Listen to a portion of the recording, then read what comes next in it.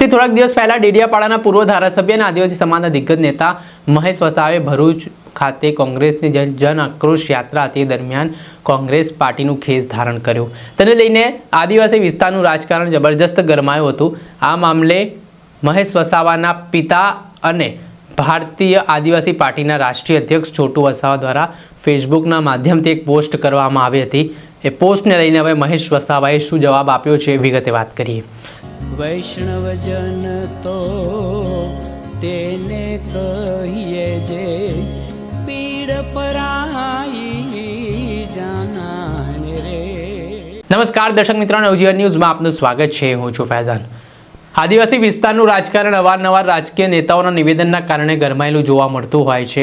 સાંસદ મનસુખ વસાવા અને ધારાસભ્ય ચૈતર વસાવા વચ્ચે અવારનવાર નિવેદનબાજીનો દોર તો જોવા મળે છે, પણ હવે કોંગ્રેસમાંથી કોંગ્રેસના નેતા અને ડેડિયાપાડાના પૂર્વ ધારાસભ્ય મહેશ વસાવાની એન્ટ્રી થઈ છે. તેમાં થોડાક દિવસ પહેલાં તેમણે કોંગ્રેસના પ્રદેશ પ્રમુખ અમિત ચાવડાના હસ્તે ખેસ ધારણ કરીને કોંગ્રેસમાં પ્રવેશ કર્યો છે. ત્યારે તેઓ કોંગ્રેસમાં જોડાયા બાદ હવે સતત ધારાસભ્ય ચૈતર વસાવા પર પ્રહાર કરી રહ્યા છે. ત્યારે થોડાક દિવસ પહેલાં તેમના પિતા છોટુ વસાવા દ્વારા મહેશ વસાવાએ જે કોંગ્રેસમાં જોડાયા છે તે બાબતે એક પોસ્ટ લખી હતી અને પોસ્ટમાં તેમણે કહ્યું કે જે લોકો કબીલા બદલતા હોય તેઓ પક્ષ બદલે તો શું નવાઈ છે. આ પ્રકારની પોસ્ટ સામે આવ્યા બાદ મહેશ વસાવાએ આ મામલે પ્રતિક્રિયા આપી છે અને કહ્યું છે, છોટુ વસાવા મારા પિતા છે, દર વખતે મને તેઓ સમજાવતા હોય છે, તેઓ લાફો પણ મારે તો મને કંઈ વાંધો નથી ને તેમની આ વાત ખૂબ સૂચક હોઈ શકે છે કેમ કે તેઓએ આદિવાસી સમાજ માટે ખૂબ જ કામ કર્યું છે, તેમને ખૂબ અનુભવ છે, એટલે તેઓ આ બાબતને લઈને પ્રતિક્રિયા આપી રહ્યા છે. પહેલાં તો સાંભળો મહેશ વસાવાએ શું જવાબ આપ્યો. બદલે એમાં કોઈ નવાઈની વાત નથી. એ બાબતે તમારું શું કહેવું છે? છોટુભાઈ આદરણીય છે, આદિવાસીઓના મસીહા છે, ગરીબોના મસીહા છે. આધુનિક જમાનાના જળ જમીન જંગલ સામે લડેલા, ડીકુઓની સામે, જમીનદારો સામે લડેલા એ ગરીબોના મસીહા છે. એમાં કોઈ લેક મેક નથી. છોટુભાઈ વસાવા એક મારા ફાધર બી છે અને મારા ગુરુ બી છે. એ આજે પોતાના છોકરાને સુધારવા માટે કહી શકે, બે શબ્દ બી કહી શકે અને બે થાપડા બી મારી શકે. આજે અમે તો એમના બે થાપડા બી ખાવા તૈયાર છે, પણ એમની લડતને આગળ વધારવા માટે અમારે આ પગલાં ભરવા પડ્યા. એનું કારણ છે કે અંદર જે ભાગલા પાડીને તોડવાનું જે કામ કર્યું, આમ આદમી પાર્ટી આવીને રજની જેવા, રાજુ જેવાને અંદર લેવાનું કામ કર્યું. આ ટ્રાઇબલની અંદર તમે જોઈ લો, જ્યાં બી છે બધા મારા માણસોને ડેટા ચોરી કરીને છોટાઉદેપુરથી લઈને દાહોદથી લઈને આખા ગુજરાતમાં તોડવાનું કામ કર્યું. ચૈતર વસાવાએ ગુજરાત જોડો યાત્રાના નામે આદિવાસો તોડો યાત્રા આ શરૂ કરી છે. એ મારા એનાથી જ કરી છે. સાથે સાથે કોંગ્રેસને પણ નુકસાન કરતો હતો એ માણસ. ભાજપની બે ટીમ છે, અત્યારે ફંડિંગ ઝઘડિયા તાલુકામાંથી જ થાય છે, પ્રકાશ એન્ડ કંપની મારફતે. કેમ કે જીઆઈડીસીમાં આ લોકો આંદોલનો કરે છે. તમે જોઈ લો, આ નાઇટ્રેક્સનું કર્યું, આગળ એનું ખનિજ માટે કરેલું હતું, બ્રિટાનિયા માટે કરેલું. શું પરિણામો આવ્યા છે? કેવડિયાની અંદર જે 2 મર્ડરો થયો એનું કોઈ પરિણામ આવતું નથી. અને એમની પર તો ચૈતર વસાવા પર તો ભ્રષ્ટાચારના આરોપ સાંસદ તરીકે લગાવે છે. તમે જોઈ લો, 75 લાખના ભ્રષ્ટાચારો લાગે છે. એવા તો ઘણા બધા, તો અમે પણ ઘણું બધું જાણીએ છીએ, પણ અમારે એ વસ્તુ સાબિત નથી એટલે અમે નથી કહી શકતા અત્યારે. રમેશભાઈ, આદિવાસી સમાજનો મોટો ચહેરો છો તમે, મોટા ગઢ સાથે જોડાયેલા છો અને હવે કોંગ્રેસનો હાથ પકડ્યો છે.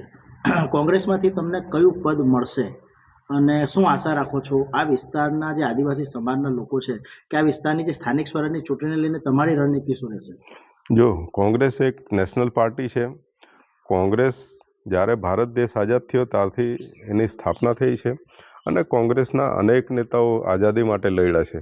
તમે જોઈ લો કે આઝાદી પછી કોંગ્રેસ સત્તામાં આવી અને કોંગ્રેસે જ આ દેશનો વિકાસ કર્યો. આજે જેટલા બી અધિકારીઓ જે કંઈ આ શિક્ષણની વાતો છે, આ વિસ્તારમાં ડેવલપ કર્યા છે, જમીન અધિકાર જે આપ્યો એમને, મનરેગા જેવી યોજનાઓ આપી.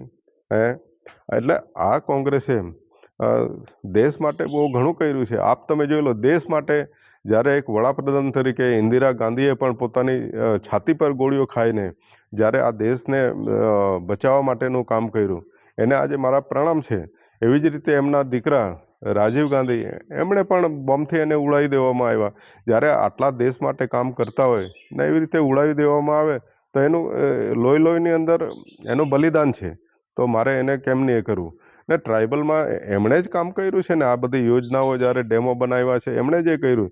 આજે પાણી સિંચાઈનું કોઈ આપતા નથી, ત્યાર પછી આજે 30 વર્ષથી આ ભાજપ સરકાર અહીં ગુજરાતમાં આવી છે અને પાણી બધું નર્મદા ડેમ, ઉકાઈ ડેમનું સૌરાષ્ટ્ર ને કચ્છની અંદર લઈ જાય છે, આ બાજુ બારડોલીમાં લઈ જાય છે, ઇન્ડસ્ટ્રીયલને આપે છે. આદિવાસીઓને ક્યાં સિંચાઈનું પાણી મળે છે? પીવાનું પાણી નથી મળતું. તો એ અમારે હવે પછીની જે લડત અમારી જળ જમીન જંગલ માટેની રહેશે. મારે પ્રશ્ન એવો હતો કે હોદ્દો કયો મળશે તમને અને કયા હોદ્દાની આશા છે, અને ખાસ કરીને સ્થાનિક હોદ્દાની અમે આશા ક્યારેય રાખતા નથી. અમે હંમેશા કામ કરવાવાળા લોકો છે. સ્થાનિક સ્વરાજની ચૂંટણીને લઈને તમારું આગળનું રણનીતિ શું રહેશે? સ્થાનિક ચૂંટણીઓની અંદર અમારું કોંગ્રેસ સાથે જે વાત થઈ છે, કોંગ્રેસ સાથેનું અમારું કે આ ભરૂચ અને નર્મદાની અંદર અમે કીધું કે અમે અહીંથી, જ્યાં કોંગ્રેસ પહેલાં વર્ષો પહેલાં 89 પહેલાં અહીં કોંગ્રેસ જ હતી, ત્યાર પછી તો જે અહીં બીજેપી ઘૂસ્યું છે ગઠબંધન કરીને અહીં ગાડી 89ની અંદર જનતા દળ સાથે, પણ હવે એને કાઢવાની જવાબદારી પણ અમારે છે. એટલે કોંગ્રેસ સાથે અમે રહી અને આપ તમે જોઈ લો, આ તાલુકા જિલ્લા પંચાયતોની અંદર ઝઘડિયા વાલિયા હોય કે નર્મદા જિલ્લો હોય, આ વખત કોંગ્રેસની સરકાર બનવાની છે આખા ગુજરાતની અંદર. તમને કહેવી દઉં છું કેમ કે ભાજપ ભાઈ ભ્રષ્ટાચાર ભૂખથી તરસ થઈ ગયા છે. લોકો આજે ભાજપને એટલું બધું નકારે છે કે ન પૂછી વાત.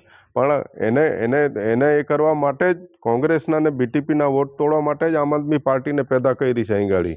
બાકી 22 પહેલાં ક્યાં બધા મત હતા? ચૈતર વસાવા એમ કહે છે કે ડેડિયાપાડામાં 1,08,000 મને મત મળ્યા, અહીં ઝઘડિયામાં 1,32,000 મળ્યા. શું એ તો કોંગ્રેસના તમે જોઈન્ટ હતા, કોંગ્રેસે જ તમને મત આપ્યા છે ને લોકસભાની અંદર. તમારા મત ક્યાં છે? હવે ઊભા રહી જાઓ ને તમે. આવનારા સમયની અંદર ડેડિયાપાડામાં તમે વિધાનસભામાં ઊભા રહેજો અને અત્યારે તાલુકા જિલ્લા પંચાયતમાં ઊભા રહેજો. કેટલી સીટો આવે છે? આજે તમારા ઘરના જે જિલ્લા પંચાયતના સભ્ય છે ચૈતરભાઈની ઘરવાળી, એ આજે બીટીપીની છે. કેમ રાજીનામું આપીને તમે લડાવવું જોઈએ ને પાછું? તમારી હિંમત નથી એની અંદર. એટલે આવનારો સમય બતાવી દેશે. હું કોંગ્રેસને આ વિસ્તારની અંદર જે હતાશ નારાજ થયેલા લોકોને ફરી હું જીવિત કરું છું અને બધાની અંદર જાન ફૂંકાઈ ગઈ છે. ને ચોક્કસ અમને વિશ્વાસ છે, અમે મહેનત કરીશું, રાતનો દિવસ મહેનત કરીશું અને આ ભરૂચની અને નર્મદાની અંદર કોંગ્રેસને અમે બેઠી કરી દઈશું.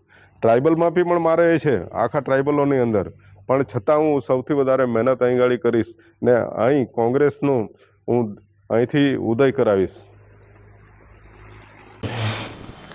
આપણે સાંભળ્યા હતા મહેશ વસાવાનો જવાબ, જે પિતાની પોસ્ટને લઈને તેમણે પોતાનો ખુલાસો કર્યો છે અને કહ્યું છે કે હંમેશા એ સારા માટે જ મને સમજાવતા હોય છે. ત્યારે જે કોંગ્રેસમાં તેઓ જોડાયા છે અને ત્યારબાદ જે પ્રતિક્રિયા જે છોટુ વસાવાની સામે આવી હતી તેને લઈને હવે રાજનીતિ ગરમાઈ છે. દર્શક મિત્રો, આવા જ નવા વિડીયો સાથે આપણે માહિતગાર કરતા રહીશું, એટલે નવજીવન ન્યૂઝ જોતા રહો. વૈષ્ણવજન તો તેને કહીએ જે